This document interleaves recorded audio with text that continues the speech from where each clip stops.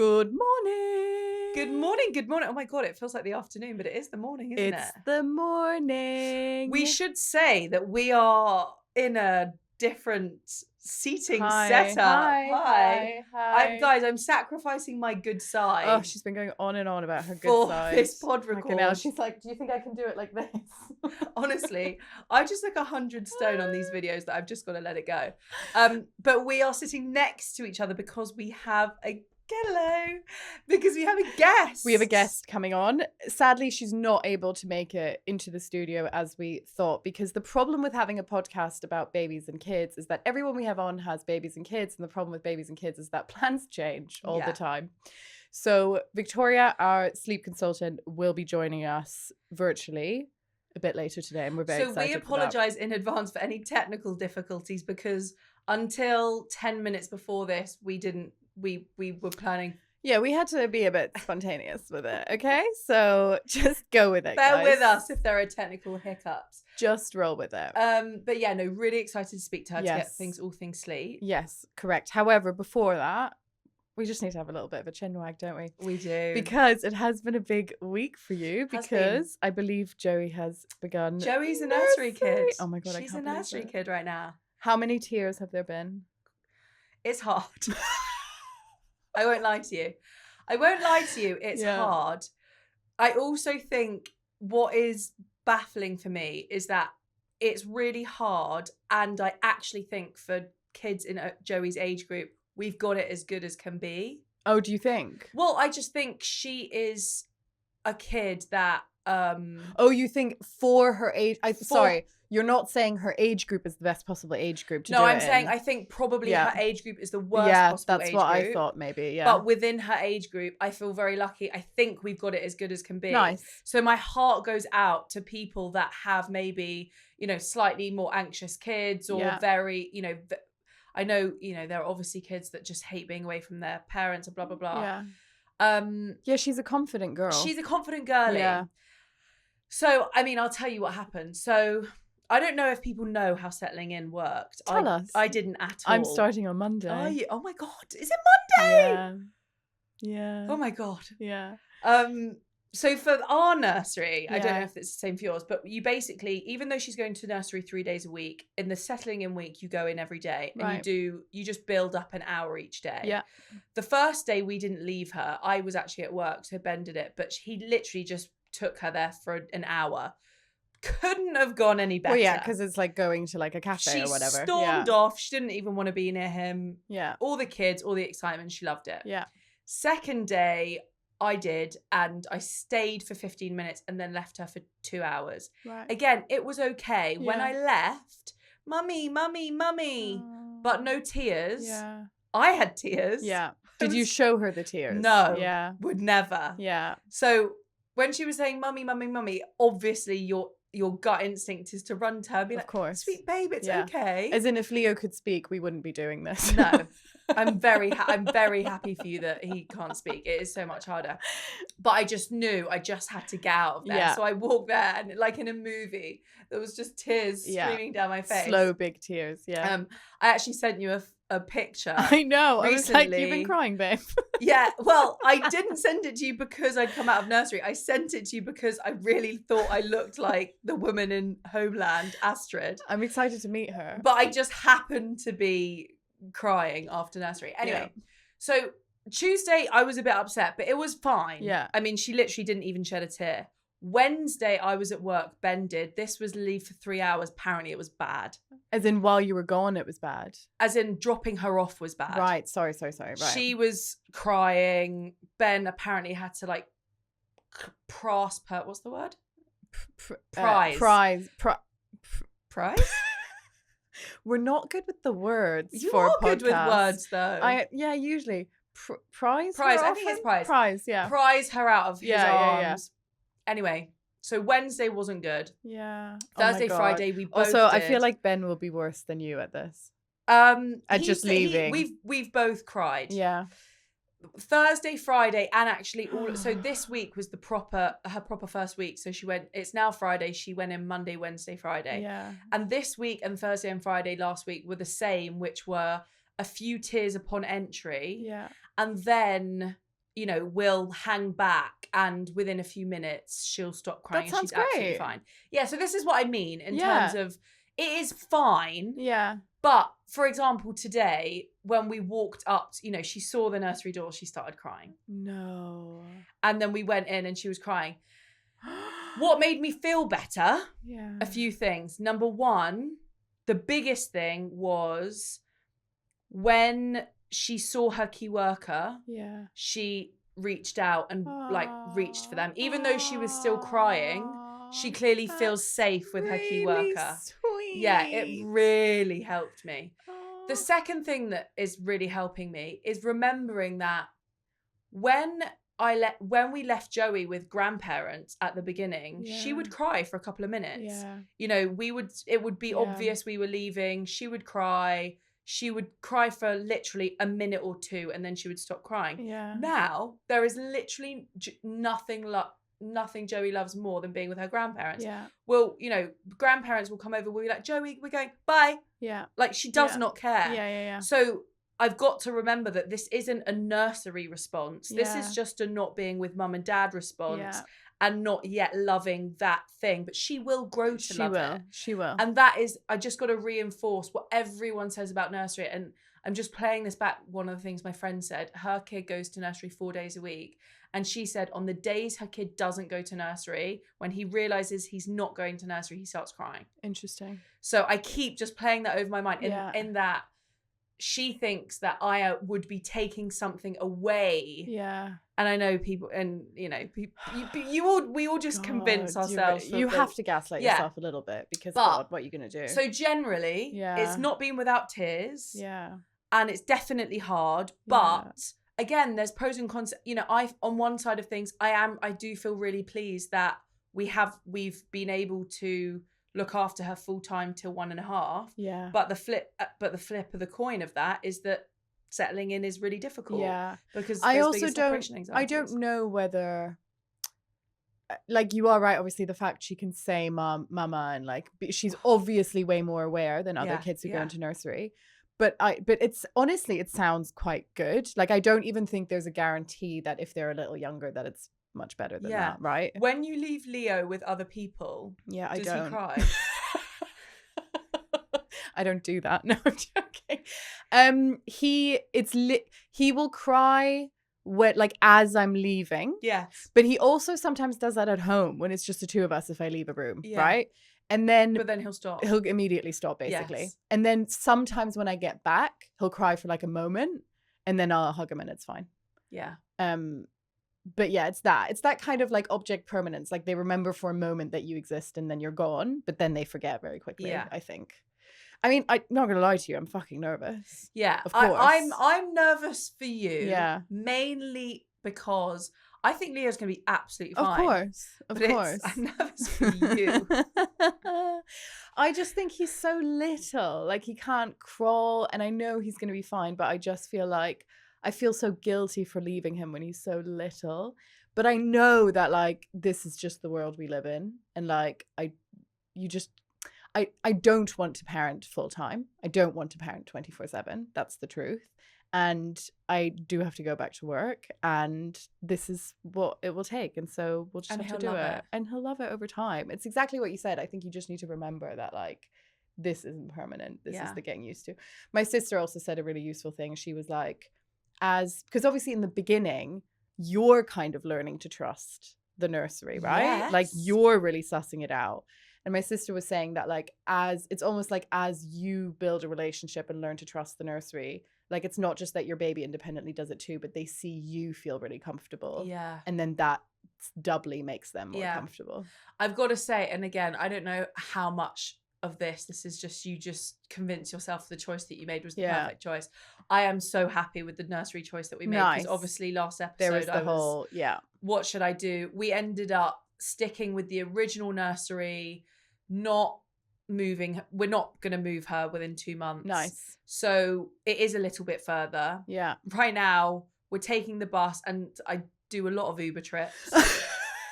But, you know, in the same way, and I'm sure we're going to talk about sleep training, but in the same way that the best thing that you can do as a parent is be sure that the environment is perfect Yeah. to commit to the sleep training. Yeah. Me being so confident in that nursery Yeah. is allowing me to just commit to that, commit to it. Are you ready for her to get really ill? I am prepared for that. Okay. Although Because I think that's the next thing you need to mentally prepare for. Yeah. Yeah. The impact of sleep of the illness. Oh my God. Yeah. Yeah. Anyway. But yeah, apart from that, I do just want to have a very quick rant about something. Great. I love your rants. Go on. Okay.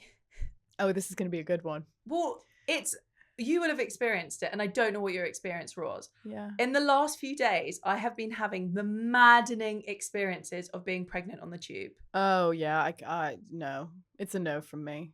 In what way? What do you mean? As in, okay, there's a few things. Like, it's a horrible environment to be pregnant in, right? Like, it's hot, it's stuffy, you can't breathe very well. People who sit on the priority seats are somehow the ones who least look up to see if anyone needs the seat.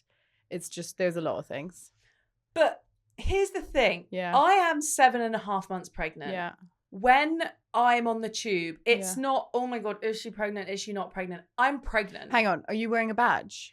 I am wearing a badge 90% of the time. I don't think you can get angry if people don't get up when you're not wearing a badge. Even if you've got a huge belly. I would be so nervous at any point. A woman can be in labor. If she's not wearing a badge, I'm like, I am not making an assumption that you are pregnant. Fine. So let's just talk about when I'm wearing a badge. A baby could be coming out of you. Fine. You're not wearing a badge. I'm like, maybe she's having a bloated day. I understand. So even when I'm wearing a badge. Yeah.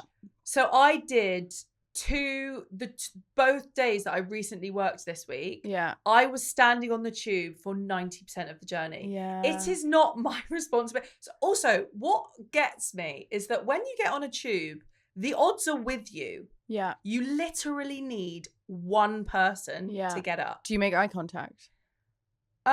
Yes, but also out of principle, I'm not gonna. No, you're not gonna ask someone for a seat. I'm not gonna ask someone for a seat. No, also, I'm not gonna try that hard to try and guilt someone into a seat. I agree. I'm standing there. I've got a huge belly. I've got a badge on. Yeah. Give me a seat.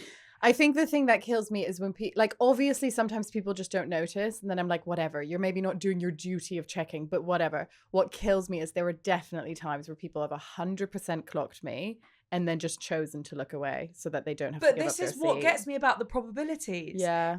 For you to have a bad experience as a pregnant person on a tube, every single person in that carriage needs to either not be concentrating, see you, just decide they don't want to offer your seat. Yeah. And what always ends up happening is if I'm ever then offered a seat, it's someone standing that asks me. What happened to me yesterday really was actually so satisfying, is that this lovely woman was sitting down, just not concentrating. And I'd be maybe standing up for 2 stops or something. She looked up, jumped out her skin. Yeah, good for her. And made the biggest deal about it. Oh my God, I'm so sorry. My sister's just had a baby. I know how important it is. And I'm just, oh my God. But honestly, she really didn't. I mean, did I tell you about when my lifelong fantasy came to fruition on the tube when I was pregnant? So my dream has always been that someone gossips about me in German, thinking I don't understand. That has been a lifelong dream of mine. Of course. And what happened is I came onto the tube. There were these 3 guys sitting next to each other. And to be fair, one of the guys got up and was like, do you need a seat? And I was like, oh, thank you so much. Took the seat. And then he said something to his friends in German around like, God, I wouldn't be getting on a busy tube if I was 9 months pregnant, right? I was like, oh my God, what did you do? Here we go. And I think I said something, obviously in perfect German, said something like, you know, some people in London do speak German, so just be careful of that. And he died. They all got off the next stop. Amazing. Because I felt a bit bad because he did actually give me his seat, but I just thought, you had to. Also, what does he want me to do? Stay at home until I give birth, like Handmaid's Tale? Also, you had to, because what you don't want to do is be that person who then in the shower thinks of everything I could. Exactly. If it's your fantasy, then you don't want to be for the next year saying, oh, why didn't I just speak back in perfect German? I will say, you're completely correct in everything you're saying. However, but it is people are 100% more helpful here when it comes to that kind of thing than Germany.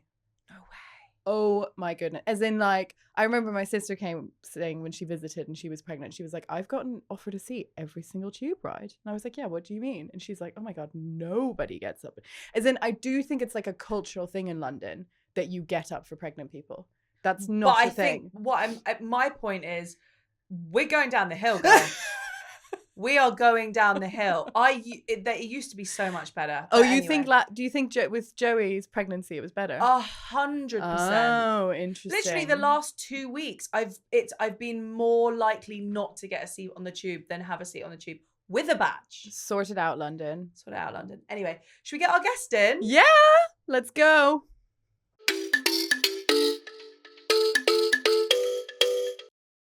Well, let's welcome to the podcast Victoria, our sleep coach, pediatrics consultant. We've not landed on a title, but you know sleep, and we're very happy to have you. We thought we'd dive right in today, getting your thoughts on some, I'd say, popular opinions and whether they are fact or fiction. If we can get you to debunk or confirm some myths for us. Yeah, should we dive in? Okay. So the first fact or fiction, Victoria, white noise does not harm your child. No, it doesn't. It doesn't? It doesn't. Okay, that's good. Is there an age limit for that? No, because I know adults that still sleep with white noise. Okay. Oh my God. So she says that it makes so much sense suddenly. So yeah, everything you say, we're just rewiring our world. Would you nonetheless recommend to wean them off it at some point? Or is your philosophy literally, if it works for them, just keep it going? If it works, keep it going. But make sure it says on for the whole night. Okay. Like those ones on timers. No. Yeah. Yeah. Okay. All right. Second question. This one I feel like I see on Instagram a lot. If you give butter to babies before bed, it helps them sleep. Oh my God. Why do people say this? It's so know. bizarre. My cousin sent me one last night and it was like, if you turn your baby upside down, they'll sleep through the night. And I was like, I don't think this is true.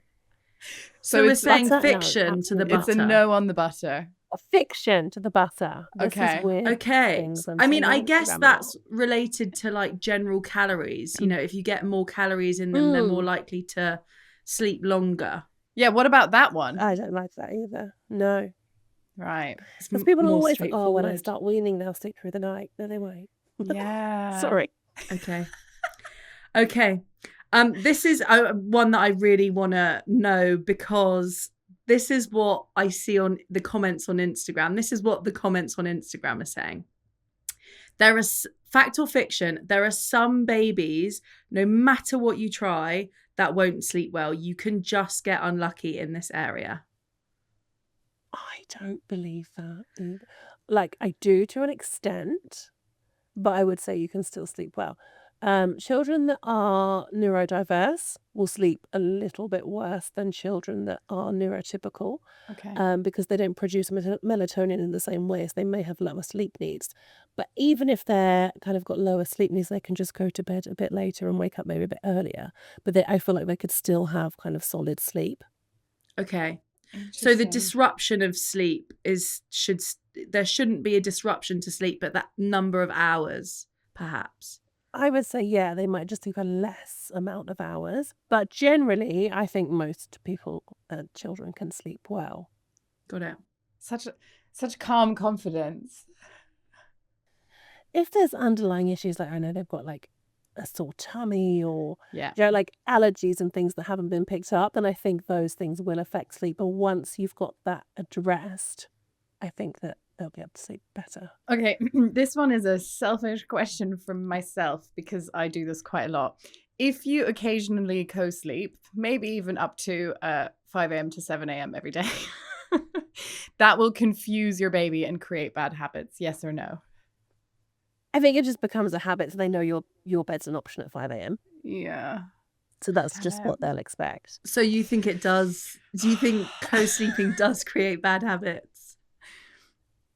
If you want to co-sleep, then that's what you want to do. So it's not a bad habit for you. But if you want your baby to sleep in their own sleeping space, then keep them in their own sleeping space. Yeah. So that it's not a confusion, so that they know that that's actually where they sleep. But if where they sleep is your bed, then that's where they sleep. Does that make sense? It completely But having makes maybe sense. 2 or 3 sleeping spaces might be confusing.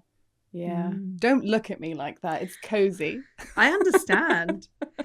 Okay, fact or fiction? Formula-fed babies generally sleep better than breastfed babies. No. Really? No, I never believed that. Yeah, no. I'm so shocked. No. Well, it must be anecdotal, but one of the only person that I know in life that have had both their kids sleep through the night from 4 months old, they were both formula fed from birth. And so I just assumed And their parents are liars. maybe. No, as in she's a real galley. And so I just thought maybe that also you do hear people do say that formula keeps them full for longer. Yeah, So fuller for slightly longer.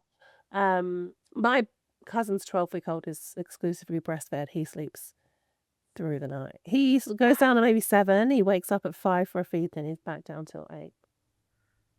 Oh, okay. Delicious. Okay, the next one is you should wake your baby up after napping for 2 hours. Yeah, I do actually like that one. Do you? Because especially not overnight, don't do that. No, But in the napping. Day naps. Especially if they're kind of young, you kind of want to get all the calories in during the day. So say they had a feed at 7 and they went down at 9:30, and then they're sleeping till then 11:30, you're gonna have to wake them up because then it's been 4.5 hours since their last feed. So I would cap the naps at that point because I don't want them to go too long with that between the feeds so that they're then getting the calories in during the night. Oh, So really basically, if it's hard coming call. up to kind of a feed time, I'd wake them up. Yeah. What about when they're a bit older? So again, not to just have a personal consultation here, but Joey is 1.5, and we always cap her naps at 2 hours in the day. She's down to 1 nap, mainly just because I just don't want her getting too much sleep in the day. I want obviously her main sleep to be at night. But we do wake her up quite a lot. If you know you're going to be out that night maybe and she's going to have a later bedtime, then I then allow for a bit of extra sleep. Otherwise, she's going to be knackered before bed. So say, I don't know, her normal bedtime's 7 and you know you're going to be out at 7, she's not going to bed till 8:30, then maybe let her have 3 hours. Do you know what I mean? Just so that because then by the time we get to 8:30, she's going to be absolutely knackered, which is no fun for anybody. Yeah. Yeah. Okay, fact or fiction? You thought this was obvious, this question, but I don't think it's obvious. I really want to know the answer to this question. So, fact or fiction, a later bedtime equals a later wake up? No. Correct. Correct. I just feel like that one is obvious. No, I know, but I guess let me rephrase the question. Yeah. If people have it in their lives where they really want to architect their baby to wake up later, you can do that. You can do that, and is it one way that you do that through making the bedtime later? Yes, but you would start with the naps. So you'd kind of push the day later by kind of 15 minutes each day by say the first nap's usually 9 o'clock, you push it to 9:15, then the next nap becomes 1:15 instead of 1, then bedtime becomes 7:15 instead of 7. So you're kind of pushing everything gradually a bit later. Okay. But in general, if your baby usually goes to sleep at 7, but they haven't had any decent naps that day, and then you still put them to bed at 7, they might wake up really early in the morning. Yes. Because they're just knackered. So, for example, I remember once putting my toddler to bed at 5:15 because she'd been at nursery all day. She was probably 18, 19 months. And she woke up at 7:10 the next morning because I knew she hadn't had that sleep in the day and she was absolutely exhausted. I was like, I literally can't keep you awake. Yeah. You're a nightmare. Yeah. Yeah. So I was like, it's 5:15. This feels so early. But she was so unhappy. And I was like, I just need to put you to bed. And it was the best decision for everyone. Okay, final fact or fiction. There is nothing you can do to avoid sleep regressions. There's only one sleep regression at 4 months. And no, you can't avoid that. Sorry. Interesting. So you don't believe in any other sleep regressions other than 4 months? No. Really? So, okay. Interesting. At 4 months, their sleep goes from newborn sleep to more Yeah. mature sleep cycles, and it's a brain development that every baby goes through between kind of 12 and 20 weeks. When your sleep goes off piece when they're a bit older at different stages, that's usually down to like milestones and things like that, rather than an actual like sleep development. Got it. Okay. 4 months is the only one that's a real sleep Is it development. really mistitled as a regression then? Because isn't it just like now they It's a have real progression, sleep? really. Yeah. Yeah, so they now have real sleep cycles, which is why sleep goes off piece. Because say you're assisting your baby to sleep when they're 3 months old and they're sleeping maybe 6-7 hour stretches. You're like, Yeah. great, this is amazing. But they're not coming out of a sleep cycle. But if you're still assisting your baby to sleep when they're 5 months and they've gone through that regression, they might then come to the end of this new sleep cycle they've got, and they don't know how to go back into the next one because they've been assisted to begin with. So that's where people see issues around kind of the 5-6 month mark, because they've gone through this regression and they've not just got this newborn sleep anymore. They're actually going in and out of sleep cycles, and they're struggling to get back into the next one because they were assisted into the first one. I mean, I was humbled by this because when Leah was 3 months, I was like, we have sorted sleep. He's an amazing sleeper. 6 months, I was just like trying to feed him back to sleep, waking up an hour later. It was disastrous. Yeah. When we went out to all of our listeners and asked for some questions for you, I would say 90% of them came back as sleep training things. Yeah. And as I said, our editor, he's attempting to sleep train his baby for the first time, 18 months this week. Nadia and I have both sleep trained to some extent. And we've got loads of questions for you around that. I want to start the first one with, obviously, I'm sure that when you work with different clients, you have to be mindful to the preferences of that particular parent and how comfortable they are going hardcore or not so hardcore on the sleep training thing. If you were to have a new baby tomorrow, and for you personally, what independent decision would you make around when you would start sleep training them, and what method would you use? I wouldn't. I know that sounds really weird. I've never sleep trained my children because I've never had to. Because from day one, I've always put them down in their cot, swaddled, usually when they're newborn, awake, and they just learn then that that's how they go to sleep. So I would actually be meticulous with watching for sleep cues, because it's really important, especially in the newborn days, to get them down when they're still in a good mood. If you get past that point and they're just really cranky, like, you're just going to have to rescue that with a contact nap. So that's my first thing that I would do, is learn my baby's sleep cues, early sleep cues, and work on sleep from then. I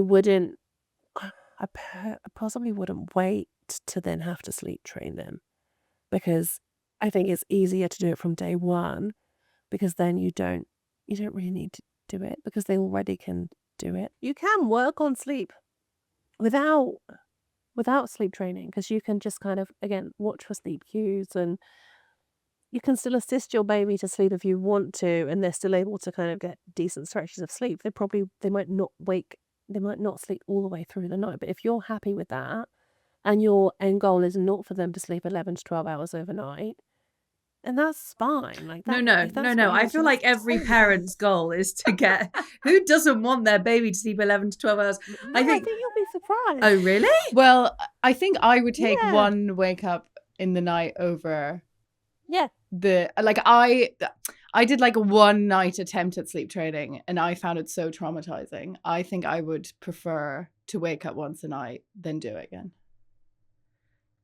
Whoa. My mind is literally blown by that. Okay. No, I do. Like, if I get clients to come to me and say, my baby's waking up 8 times a night, I just want to get it down to 2. Yeah. And we do that by. But why, when you can get it down to 0? Yeah, I do actually say that to them. But it's such an improvement from 10. Yeah. So, yeah, they probably just think 0 is never going to happen. Well, that's a win. Yeah. Yeah. But I would say, to characterize a lot of the write-ins we had, it was, they're not people that have just had newborns. These are people with, maybe a year-old kids, maybe 10 months. And they've probably created some habits, probably that, and they can't go back to scratch. And let's just assume they do want a complete, no wake-ups night.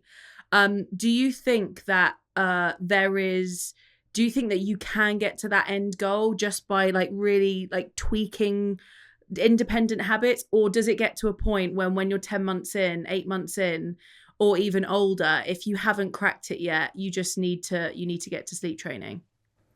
Yeah, I would say if that's your goal and you have got a 10-month-old or 11-month-old that you want them to sleep for 11 to 12 hours, and you're going to have to do some sort of sleep training. Okay, a big one we've had, early wake-ups. And what do you do about them? The 5 a.m.er that can't be helped, which is what causes me to co-sleep from 5 to 7 a.m. because it's a religious 5 a.m. wake up. And I understand for us, that's the problem. But how do you get around the early waking? Treat it as nighttime, I would say. And then anything before, I would say anything before 6:30 personally is nighttime. If 6 o'clock is your cutoff, then fine. But if you wouldn't put the TV on at 2 a.m., don't do it at 5. And I would say that a lot of 5 a.m. wake-ups are to do with daytime routine, though. And annoyingly, it can be too much sleep or too little sleep, which is so annoying. And it can be a lot of trial and error to try and fix that daytime routine. Interesting. Right. But I mean, Victoria, one of the things that I'm getting from you is that one of the themes is consistency for the baby. And that, you have to, if you're unhappy with your current reality, then you have to make a change. And so, to Nads's point, I mean, so her son obviously gets up most of the time at 5 a.m. She pulls him into bed and co-sleeps for a couple of hours. I mean, presumably, based on what you've been saying in this podcast, what I'm getting from that is, Nads's first question is she happy with that as a long-term solution? And if she's not happy with that as a long-term solution, she needs to stop bringing him into her bed, and she needs to sleep train him out of that. And I'm not saying sleep train, i.e. leave him to cry. I'm saying just train him generally in terms of going into his room, and then, to your point, treating it like nighttime and blah, blah, blah. And, Yeah. You need to find the strength, girl. I need to find that strength. But it could also be a balance of the daytime sleep that's not quite right for him as well, that's causing that 5 a.m. It could be both. Yeah. It could be the habit and the daytime schedule. Yeah. Well, we have a listener question about naps, so let me ask that one now as we're just getting onto it. Yeah. Do you have any tips for getting daytime naps longer than 30-45 minutes? So this listener in particular says that their baby can bridge sleep cycles at night. She's tried a dark room. She's tried white noise. They're in 1.5 to 2 hour wake windows. The baby's breastfed every 3 hours, but they just can't. The baby can't seem to bridge day naps beyond the 30 to 45 minute mark. Which is actually so normal. Some babies don't develop the ability to link sleep cycles before 7 months old. And I'm wondering if that baby is actually younger than 7 months. Some babies She can. is. They are. Oh, yeah, fine. It could just be that. I would just wait. And I'd always give your baby a little bit of time before you go into the room. Because if they wake up after 30, 45 minutes and you go straight in, because there's no sleep hormone in their system during the day, they'll be like, Mummy's here, time to get up. So if you just give them kind of 10, 15 minutes to see if they'll go back off to sleep, they might start to do that. So I would say that. So just give them a bit of time when they wake up, just to give them a chance to go back off to sleep. And watch those sleep cues before the nap. So you could possibly try extending the wake window before the nap, just to see if we can build a bit more sleep pressure before that nap time. Mm-hmm. I've got another question from someone who is exclusively breastfeeding, who says is it even worth sleep training? This is for nighttime, because I feel like all the time he's either getting ill or teething, And then I feel like I have to breastfeed for comfort. And then we're back to square one. What's your advice around that? This one might shock you. I don't believe teething impacts sleep at all. Right. No so way. They're teething. I don't even worry about that. No. You might have a bit of like a little bit off piece for like 1 or 2 nights, but in general, I don't see that teething impacts sleep too much at all. But if they're unwell, then I wouldn't sleep train. And if they're unwell, they need kind of medicine, extra cuddles overnight, then please do that. Yeah. And But do again, you believe if they're already that? if they're already able to self-settle when they're ill, they still should be able to do that, but they might just be more restless overnight. I think maybe correct me if I'm wrong, Victoria, but are you potentially saying that, and because I see it with Joey, we talk about it all the time, like we're so quick to be like, teething. Yeah. Do you know what I mean? Like teething's the excuse to everything. Yeah, teething is teething. So the reality is, probably there are, of course, there are days and nights where teething is genuinely problematic. But are you saying, Victoria, that most of the time, with the exception of a night or two here and there, just stop convincing yourself they're teething and you just need to crack on with like sticking to your sleep routine? Yeah. Okay. I've got one final question, which hopefully will end us on a positive note, which is, what is something that you see parents worrying about where you just think you just don't have to worry about that? Teething. Yeah. And contact naps, honestly, and contact naps. I don't think contact naps are an issue at all. I think if you want a contact nap's fine. I think they'll still be able to sleep through the night. But Victoria, let me just ask you on that, because two things, as someone that's 7.5 months pregnant, about to have a newborn, and desperate to do things perfectly the second time. Obviously I heard from you that, you said that you actually never needed to get into a sleep training situation because obviously you implemented really good independent sleep habits from newborn. And part of that is about putting them down awake and blah, blah, blah. I know my husband, for example, we're 2 and done. This is the last kid he's getting, despite how much he wants more. I know he is going to be holding on to every contact nap. And so my worry is, I see I understand what you're saying, but I also worry that it conflicts with what you said earlier, and maybe I've misunderstood, but that, you need to, one of those good habits that you can get into to avoid sleep training and all of that is about putting them down awake and letting them really take them settle. So how do you balance those two things? How do we have our cake and eat it too? I think don't worry too. I don't want you to get too stressed about it. I'd say if you're at home, you can practice the cot naps absolutely fine.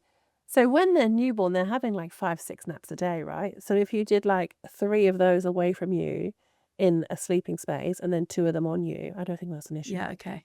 I think I contact nap for quite a long time. Yeah. And I remember the contact naps being particularly, so my memory of a newborn is that, obviously when they come into the world, they have no sense of what day and night is at the beginning. And so, I remember our NCT group, everyone was up, all night basically, and the only way that they could get their newborn to sleep was to do a contact nap. They literally couldn't put them down in a cot. This is when in first few weeks. What advice would you have for those first few weeks? I would always swaddle them for sleep, so that then you can kind of cuddle them to sleep and put them down, but they still feel like they're being cuddled overnight. I really love a swaddle. I think swaddling really saved my newborn days, because I would just, like in the middle of the night, I would kind of feed them still in the swaddle, burp them, and then put them back down, and they still feel like they're being cuddled. So yeah, that's what I would do in the first few weeks. Great. Victoria, thank you so much for coming on. We're so grateful. No problem. And I'm sure so many mums will too. If people want to get in touch with you, how should they do that? Instagram at VDH Sleep. Wonderful. Amazing. Great. Thank you so much. Thank you so much. Take care.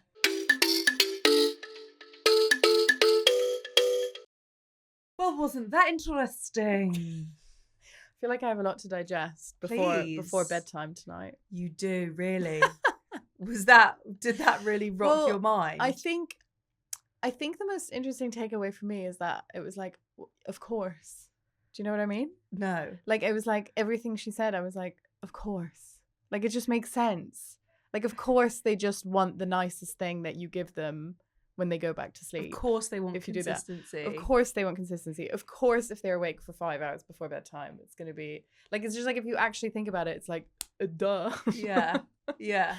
But I still think quite useful to hear. Like, what was interesting for me, one was that some babies just can't get 30-minute naps longer before Until 7 months. Until 7 months, Yeah. before a certain amount of time. That was valuable for me to just kind of, whew.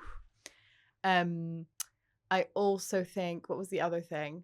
Well, I also think that she said that after a certain age, you do just need to do a method in order to sort it out. That was interesting to me. So when you say you've got stuff to digest, do you really get a close up? Just, make sure you're getting heard here. Yeah. Do you think you're going to make changes based on the sesh we just had? I think there's going to be one change I'm going to make immediately, which is that I'm very laissez-faire around how he naps. And I think I'm going to be a bit more careful around that. Okay. So I'm very like, nap in the pram.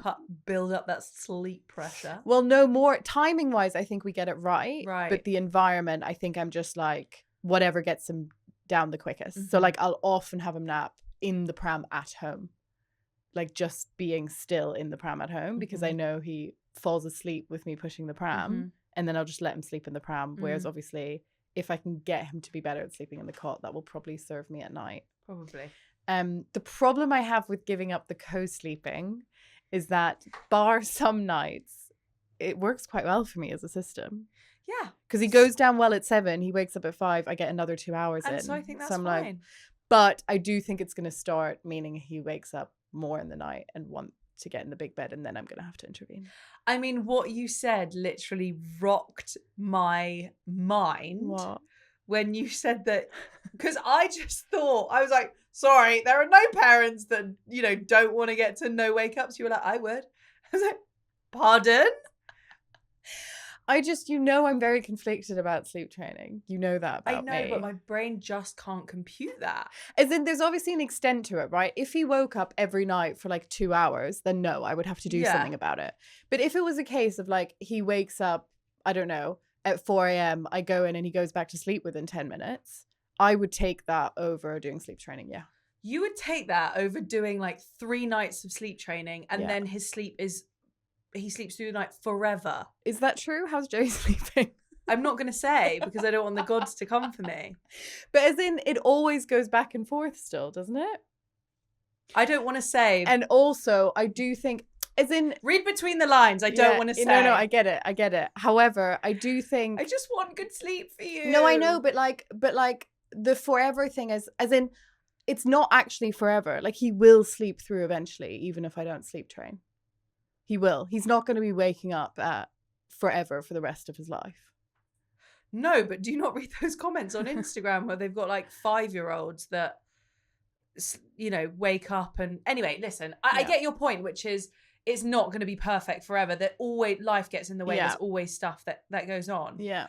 But it's just interesting to me. I think because the difference between the two of us is I've come out this other side of successful sleep training. And listen, I'm not disputing the fact that in the moment it is the most torturous thing in the entire world. However, my experience, and I'm only going to speak about my experience, was that torturous experience, was so limited in terms of time defined, i.e. on both times when we did it, once at 6 months and once at just under a year and a half, it took 3 nights and that was it. Yeah. And every single morning that she sleeps through the night, I thank the Lord that we did it. Yeah. Yes. The thing is, I think it's exactly what she said, right? Like, that it's all in the realm of what you can live with. Yes. So that like at the moment, I don't feel super sleep deprived, right? Yeah. So I'm in an easy position to be like, no, I don't think I want to do that because right now it's fine, right? Obviously, if he starts waking up every hour, I'll be here going, I'm going to have to do something, Yeah. right? So I think And that's I all can't it live is. with anything less than perfect. But I think, to be honest, Lucky Ben. I think the main takeaway is just like, is actually that for me. You just have to do what works for you. As in, like, if you are Defo. someone who's like, I need 12 hours a night, otherwise I will go insane, then you're going to have to live with hearing your baby cry for those 3 nights, right? Yeah. But if you are like, actually, I'm happy to wait it out for a bit and see how we go, then do that. Yeah. It's just up to you. Totally. And what you can deal with. Totally. Any more takeaways from you? I think in terms of takeaways for me, obviously I'm really not thinking about this from a Joey perspective. I'm thinking about this from a newborn baby perspective. Interesting, yeah. And I definitely know for sure that whilst I don't know exactly what we didn't do perfectly, when we did it for the first time, we had no clue what we were doing. Yeah. And so I know that sleep is probably the top of the list thing that I think that we can improve upon as parents second time around. Yeah. Just because we went from literally clueless to obviously having some element of understanding. I'm slightly intrigued about what those first few months are going to be, and I think that it's going to take a bit of discussion between Ben and I because I'm going to be on the train, I know I am, of just let's create really good sleep habits from day dot. Yeah. And he's going to be super Mr. Nostalgic but I just want to stay up from 1 till 6 a.m. holding my baby bare chested and he's such a born mother. He is a born mother. So that's going to be the difficulty, I think, for us is balancing the two of those. Also, I've got to give, as long as he deals with the sleep, I know that having 2 is a sacrifice for him. Yes. And so if I need to give him, you stay up with the baby and we don't implement good sleep habits, then anything for not having 4 kids, honestly. That's her main takeaway. But anyway, good to have a chat with a professional. Yeah, Victoria, you'll be getting a call from me in 2 to 4 nights, I'm sure. You can do this. Right, guys. See you next week. Have some good sleep. Bye. Bye.